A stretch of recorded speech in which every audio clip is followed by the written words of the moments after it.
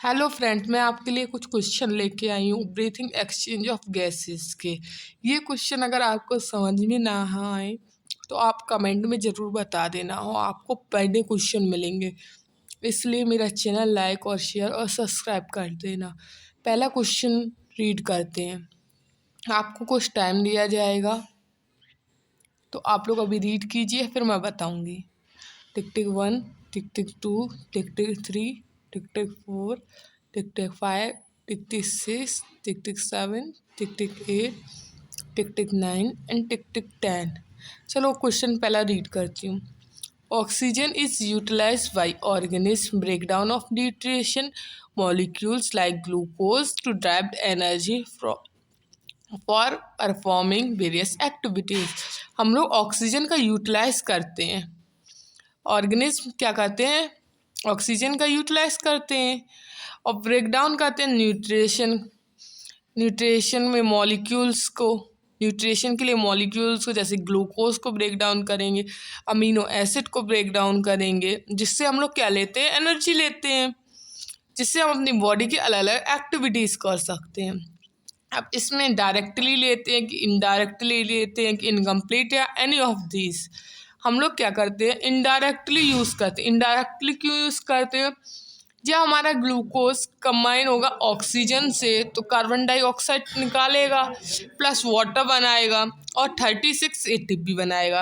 अब इसमें काफ़ी सारी स्टेप्स होती है रिएक्शन की, जैसे कि कैवर्स रिएक्शन जो मेटाबॉलिज्म का यूज़ करती है, ग्लाइकोसिस जो भी, ये दोनों स्टेप्स से बनेंगे होके तब हमारी क्या बनती है, एटीपी बनती है।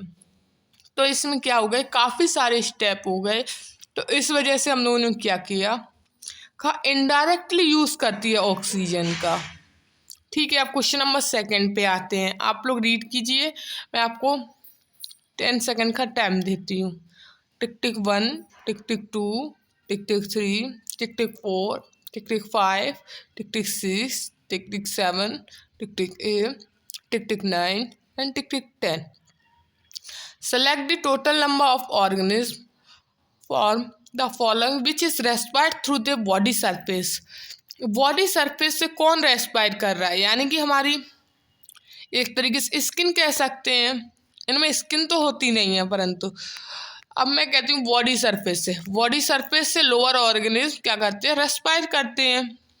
तो लोअर हमारी कौन सी हैं, लोअर ऑर्गेनिज्म कौन कौन से आते हैं, प्लेटी हेलमिंथिस, एस हेलमिंथिस, सिलियंटेटा, निडेरिया, ये सब। अब बात करती हूँ साइकन और स्पॉन्जिस की, स्पॉन्जिला की। ये दोनों किस में आते हैं, स्पॉन्जिस में आते हैं। तो दो हमारी ये क्या हो गए, ये लोअर ऑर्गेनिज्म हो गए। तो ये किसके थ्रू करते हैं, बॉडी सरफेस के थ्रू। अडेम्सिया, अडेम्सिया भी हमारा क्या है, सिलियंटेटा का एग्जाम्पल है। अडेम्सिया मैंने आपको बताया लोअर ऑर्गेनिज्म करते हैं, तो ये भी किसका एग्जाम्पल हो गया, बॉडी सरफेस का। 3 हो गया। टीनिया प्लेटी हेलमिंथिस का एग्जाम्पल है, और प्लेटी हेलमिंथिस भी किससे करते हो, बॉडी सरफेस से। 4 हो गए। और अब बात करती हूँ,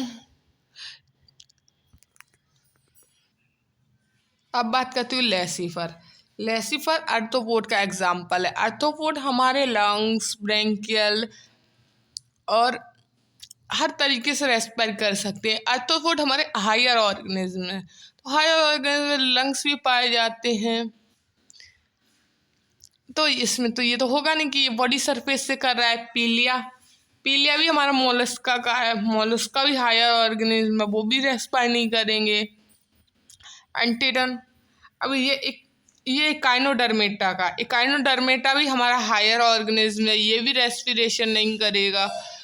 अब बात करते हैं गॉर्गिनिया एंड जेलीफिश, ये दोनों ही सिलियंटेटा एग्जाम्पल है।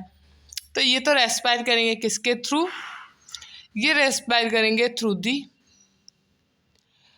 दी gills, sorry through the body surface. यानी कि हमारे कितने हो गए, देखो हमने बताया Sycon, Spongilla, Adamsia and Taenia, jellyfish and Gorgonia, total 6 हो गए, यानी कि ऑप्शन 6 यानी कि सी।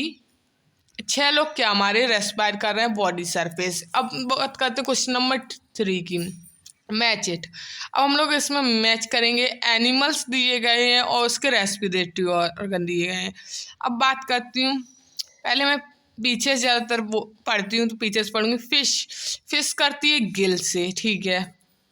वर्ड्स, रेप्टाइल्स एंड मेमल्स, ये किससे करते हैं? ये लंग से करते हैं, ये लंग से करते हैं। इंसेक्ट हमारे किससे करते हैं? इंसेक्ट हमारे ट्रैकियल ट्यूब से करते हैं। एक्वाटिक आर्थ्रोपोडा एंड मोलस्का, अगर पानी में रह रहे हैं तो वो मोस्ट क्यूटिकल से करेंगे। सॉरी गलत हो गया। अब एक मिनट, अगर अर्थवॉर्म है वो मोस्ट क्यूटिकल से करेगा, आर्थ्रोपोड है तो वो ट्रैकियल करेगा, ठीक है, क्योंकि इसमें 5 या 4 ही दिए गए। अब हम अर्थवॉर्म का मोस्ट क्यूटिकल वाला देखते हैं। ए का 4 2 में है, ठीक है। बी का 3 दोनों में है। बी का 3 यानी कि गिल से, सही बात है। आर्थ्रोपोड और मोलस गिल से करेंगे, सही है दोनों। अब सी का इंसेक्ट्स करते हैं हमारे, सी का सेकेंड ट्रेकियल ट्यूब और सी का फर्स्ट नहीं, इंसेक्ट हमारे लंग्स से नहीं करते हैं, इंसेक्ट हमारे ट्रेकियल ट्यूब से करते हैं, तो सी का सेकेंड हो जाएगा। वर्ड्स, रेप्टाइल, मैमल्स, डी का फर्स्ट हो जाएगा जो लंग्स से करते हैं। और ई का यानी कि फिशेज हमारी करती हैं गिल्स के थ्रू, 3 हो जाएगा। ई का 3 सही है, हमारा ऑप्शन नंबर सेकंड सही है। अब बात करते हैं क्वेश्चन नंबर 4 की। Glottis is the passage for, glottis किसके लिए पैसेज है? अब बात करते हैं ग्लॉटिस, ये कहाँ प्रेजेंट होता है? ये हमारे प्रेजेंट होता है ट्रैकिया पर। अब ग्लॉटिस को कवर करती है एपिग्लॉटिस। ग्लॉटिस को एपिग्लॉटिस क्यों कवर करती है? क्योंकि फूड ना जा सके। जब अगर फूड नहीं जाएगा तो वो पैसेज किसके लिए अकेला रह जाएगा? एयर के लिए। तो एग्जाम्पल क्वेश्चन 4 का बी। अब बात करते हैं, glottis is an opening of floor of. अब ग्लॉटिस मैंने कहा ओपनिंग है, अब ग्लॉटिस ओपनिंग है, ये ट्रैकिया के ग्लॉटिस कहाँ पाई जाती है? ट्रैकिया के ऊपर पाई जाती है, पर इसकी ओपनिंग मतलब इसके ऊपर की फ्लोर कौन सी है? माउथ तो होगा नहीं। डायफ्राम नीचे पाया जाता है, ट्रैकिया भी इसके जस्ट बराबर पे होता है, तो फेरिंग्स इसकी क्या हो गई? फ्लोर हो गई। Which has the smallest diameter, अगर सबसे स्मॉलेस्ट डायामीटर की बात करें तो सबसे स्मॉलेस्ट डायामीटर होगा रेस्पिरेटरी ब्रोंक्यूल्स का, क्योंकि जैसे जैसे हम लोग नीचे जाते हैं, primary bronchi, secondary bronchi, tertiary bronchi, फिर initial bronchioles, terminal bronchioles and respiratory bronchioles, तो ये क्या होती जाती है? वैसे ही डायामीटर इन सब की छोटी होती जाती है, तो हम लोग रेस्पिरेटरी ब्रोंक्यूल्स की क्या बोलेंगे? डायामीटर सबसे छोटी है। अब बात करती हूँ, lining of trachea is made up of. अब ट्रैकिया की लाइनिंग किससे मिली के बनी है? ट्रैकिया अगर हमारा प्रेजेंट है तो वो एपिथेलियम होगी, अगर लाइनिंग की बात कर रहे हैं, क्योंकि हमने कहा कि जहाँ प्रोटेक्शन की ज़रूरत होती है वहाँ पे एपिथेलियम होती है, चाहे आउटर हो चाहे इनर हो। टिश्यूज़ के बारे में हमने पढ़ा था तब। सूडो स्ट्रेटिफाइड एपिथेलियम से मिलके बनी हुई है। सूडो स्ट्रेटिफाइड क्या है? स्ट्रेटिफाइड कैसी होती है? ये कंपाउंड एपिथेलियम है, ये दिखती काफ़ी स्ट्रेटिफाइड कंपाउंड एपिथेलियम है, ये काफ़ी लेयर्स जैसी दिखती है, परंतु सूडो स्ट्रेटिफाइड इसमें क्या होता है? ये कंपाउंड एपिथेलियम की तरह दिखती है, पर ये कंपाउंड नहीं होती, ये होती ही सिंपल है। ये मतलब ये फॉल्स है, ये दिखावा कर दी है कि मैं ऐसी हूँ। अब बात करते हैं, epiglottis is made up of. Epiglottis किससे मिलके बना है? सब लोग जानते हैं एपिग्लॉटिस किससे मिलके बना है। एपिग्लॉटिस मिलके बना है कार्टिलेज से।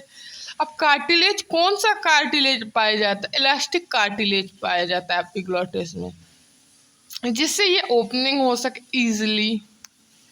ठीक है, bye bye guys, like share and subscribe. और क्वेश्चन चाहिए हो तो प्लीज़ कमेंट करके बता देना।